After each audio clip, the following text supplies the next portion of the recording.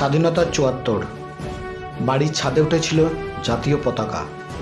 কত আত্মত্যাগ, লড়াইয়ের বিনিময়ে মিলেছে এই স্বাধীনতা। ব্রিটিশ নাগপাশ থেকে বেরোলে খিদের যন্ত্রণা থেকে আজও মুক্তি পায়নি ভারতবাসী। পরিসংখ্যান বলছে এইডস, ম্যালেরিয়া, যক্ষ্মা বা সন্ত্রাসবাদীর হামলায় প্রতি বছর দুনিয়ায় যত মানুষ মারা যান, খাবারের অভাবে আরও বেশি প্রাণ চলে যায়।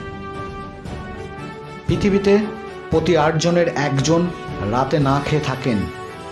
প্রতি ১০ সেকেন্ডে খাবারের অভাবে একটি শিশুর মৃত্যু হয়।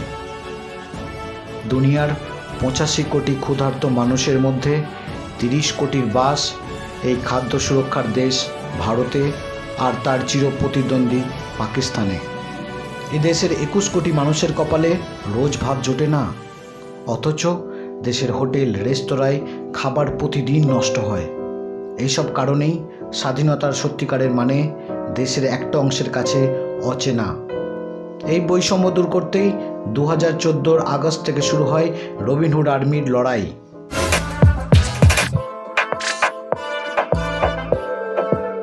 রবিনহুড আর্মির প্রতিষ্ঠাতা দিল্লির নীল ঘোষ এবং আনন্দ সিনহা। নীল ঘোষ চাকরি সূত্রে পর্তুগালে গিয়েছিলেন। সেখানে রিফুট বলে একটি সংগঠনের এই ধরনের কাজ তার মনে ধরে যায়। সে একজন মানুষ সাইকেলে করে কিভাবে পর্তুগালে নীরন নদের পাশে দাঁড়িয়েছিলেন তা ভাবিয়েছিল নীলকে। ভারতে ফিরেই শুরু হয় কর্মযজ্ঞ। পাশে পেয়ে যান বন্ধু আনন্দ সিনহাকে। Thanks to Neil and Anand, the Robin Hood Army is now a super convenient, easy and accessible platform to enlist people from all walks of life and enable them to contribute to society. So initially they started with 6 people in Delhi, serving 150 people, and today it feels great. এখন 10টি দেশে 182টি শহরে 60,000-এরও বেশি Robin Hood খিদের বিরুদ্ধে লড়াই চালিয়ে যাচ্ছে।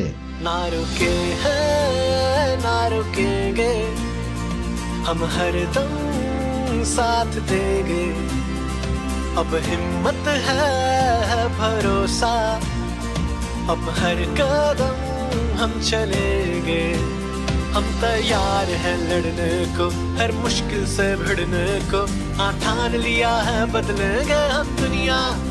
I got introduced to Robin Hood Army in January 2015 through a friend. I started volunteering for them in Andheri. While I was working in Powai, I came across a cluster and I thought of starting something like this. শুরুটা হয়েছিল বিভিন্ন hotel রেস্তোরাঁ থেকে চেয়ে চিনতে। প্রথমের দিকে উদ্ধৃত খাবার দিত রেস্তোরাঁগুলি। এখন তারা টাটকা রান্না করা খাবার পৌঁছে দিচ্ছে রবিনহুডের হাতে। When we first started distribution at the Powai chapter, it felt really great. But initially, we struggled getting sponsors for the food. We went out campaigning to various restaurants and distributed flyers, but nothing substantial turned up. And that's when Seema came up with the idea of her group of do-gooders. March থেকে দুনিয়ার চালচিত্র বদলেছে। মারণ Nobel corona virus সব ওলট পালট করে দিয়েছে। অতিমারির বিরুদ্ধে লড়াইয়ে রান্না করা খাবার নয়, শুকনো খাবার পৌঁছে দিচ্ছেন যোদ্ধারা।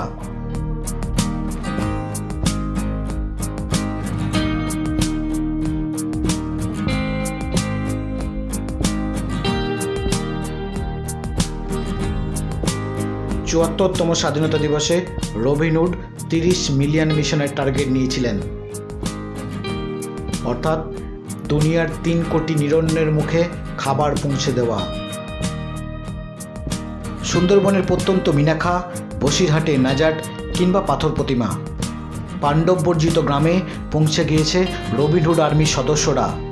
নিরবিচ্ছিন্নভাবে খাবারের ব্যবস্থা করে চলেছে। Enough number of volunteers. And the ratio was 2:1, like 25 volunteers and 50 people we are serving every Sunday. And we thought that there is a need that we need to engage the volunteers as well as the people on the streets whom we are serving. And we came up a couple of educational activities which engages the families, the children around the homeless shelters. And that's how we started with coloring books and crayon activities, and children used to color things and they used to really feel very happy. They used to come running to us that Didi मैंने ये कर लिया, भैया मैंने वो कर लिया. We introduced paper boat making, quilling, and a lot of other activities. The parents used to feel very happy. We did some activities for the women as well. We had a session on hygiene and health given by one of the foundations in Bombay, Sneha. By now, in this current academic session, we have enrolled 3 children into the school who left 2 years back, and they are now taking their education again.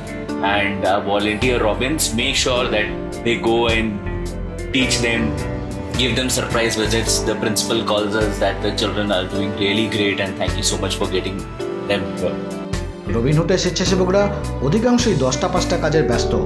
তার মধ্যেও ঠিক সময় বের করে তারা পৌঁছে যান hotel, রেস্তোরাঁ, ক্যাটারারদের কাছে। তারা জানেন কত নিরন্ন মানুষ তাদের জন্য অপেক্ষা করছে। I'm a biotechnologist and I'm a Robin. I'm a data analyst and I'm a Robin. I'm a writer and I'm a Robin. I am a risk manager and I am a Robin. I'm a yoga teacher and I'm a Robin. I'm a software engineer and I'm a Robin. I'm a risk analyst and I'm a Robin. I'm an interior designer and I'm a Robin. I'm an analyst and I'm a Robin. I'm a writer and I'm a Robin. I'm a software engineer and I'm a Robin. দেশের মানুষ যাতে নিরাপদে থাকেন তার জন্য হাড় কাঁপানো ঠান্ডায় সীমান্তে অতন্দ্র পাহারায় থাকেন জওয়ানরা। কোভিডের বিরুদ্ধে লড়ে যাচ্ছেন ডাক্তার, নার্স, স্বাস্থ্যকর্মীরা। সামনের সারিতে রয়েছেন পুলিশ কর্মীরাও। এদের মতোই নীরবে মানুষের খিদে থেকে মুক্তির পথ দেখাচ্ছেন সবুজ টি শার্ট পরা ছেলে মেয়েগুলো। To start a food bank, all you need to do is create a WhatsApp community of like-minded people and people who want to make some kind of difference. Fix a menu every week. It could be something simple, very nutritious like pav bhaji, like idli chutney, like aloo puri. Decide on the number of portions. You should know approximately how many people you're going to feed. It could be 70, then you need 35 volunteers and each one gets to make just 2 portions each. Then call the Robins over, they will collect the food and distribute it.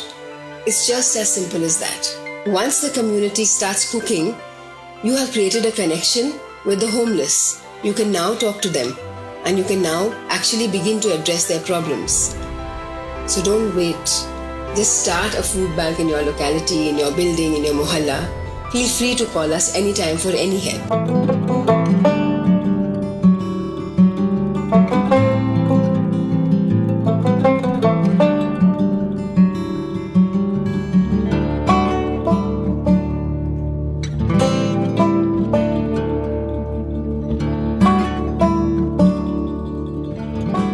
পূর্ণিমার চাঁদ আর ঝলসানো রুটির মতো মনে হয় না সুন্দরবনের প্রত্যন্ত এলাকার বাসিন্দাদের। সবুজ যোদ্ধারা বলছেন খাবারের জন্য যেদিন কান্নার দিন শেষ হবে সেই দিনই তাদের স্বপ্ন সফল।